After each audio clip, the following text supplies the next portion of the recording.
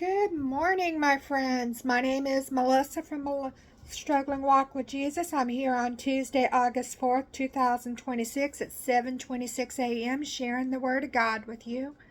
I'm working out of the book of Job, and I will be sharing chapter 21. The title is Job's Dialogue Regarding the Wicked.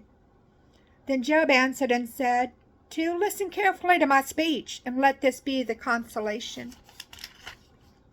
3. Bear with me, and I also will speak, and after I have spoken, you may continue to mock me. 4. As for me, is my complaint to man or about him? And why should I not be impatient and my spirit troubled?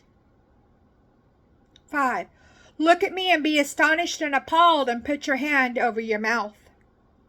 6. Even when I remember, I am troubled and afraid. Horror and trembling take hold of my flesh. 7. Why do the wicked still live, become old, and become mighty in power? 8. Their children and descendants are established with them in their sight, and their offspring before their eyes. 9. Their houses are safe from fear, and the rod of God is not on them. 10. His bull breeds and does not fail. His cow calves and does not miscarry. 11. They send forth their little ones like a flock, and their children skip about. 12. They lift up their voices and sing to the tambourine and the lyre, and rejoice to the sound of the flute. 13. They fully enjoy their days in prosperity, and so go down to Sheol, the netherworld, the place of the dead, in a peaceful moment. 14. Yet they say to God, depart from us, for we do not desire the knowledge of your ways. 15. Who and what is the Almighty that we should serve him?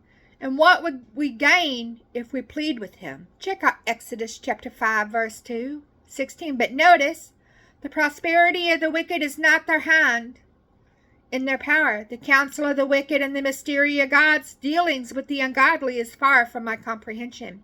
17. How often then is it that the lamp of the wicked is put out, and that their disaster falls on them? Does God distribute pain and destruction and sorrow to them in his anger? Check out Luke chapter 12, verse 46, verse 18. Are they like straw before the wind, and like chaff that the storm steals and carries away? 19. You say God stores away the punishment of man's wickedness for his children. Let God repay him so that he may know and experience it. 20. Let his own eyes see his destruction, and let him drink of the wrath of the Almighty. 21. For what pleasure does he have in his house and family after he is dead, when the number of his months of life is cut off? 22. Can anyone teach God knowledge, seeing that he judges those in high? Check out Romans chapter 11, verse 34, and 1 Corinthians chapter 2, verse 16. 23. One dies in his full strength, being wholly at ease and quiet and satisfied. 24. His pails are full of milk, his sides are filled with fat, and the marrow of his bones is moist. 25.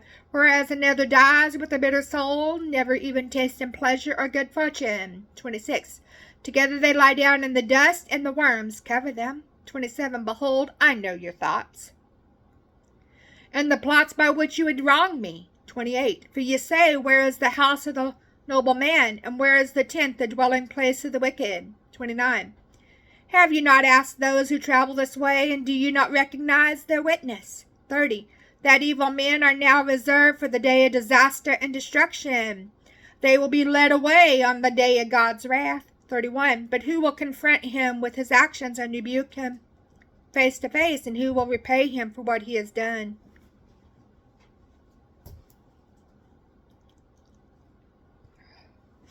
32. When he is carried to his grave, a guard will keep watch over his tomb. 33. The dirt clods of the valley are sweet to him, and gently cover him.